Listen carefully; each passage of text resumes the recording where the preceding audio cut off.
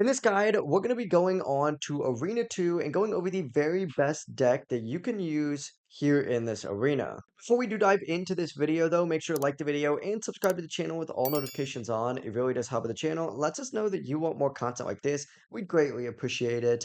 But the deck that we're going to be rocking for Arena 2 is going to be the Giant Beatdown deck.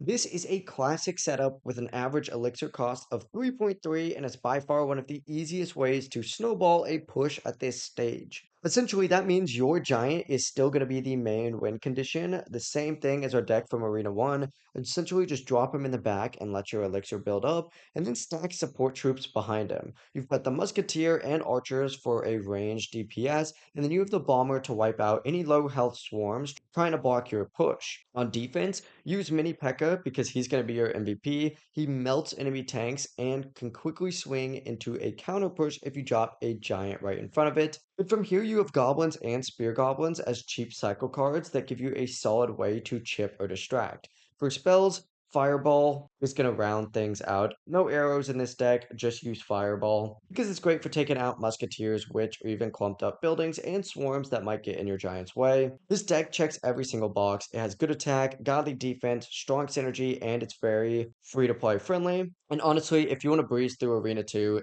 this deck is going to be for you. Before you do leave this video, make sure to like the video and subscribe to the channel with all notifications on. It really does help the channel and lets us know that you want more content like this. We'd greatly appreciate it. Have a great rest of your day, though. Peace.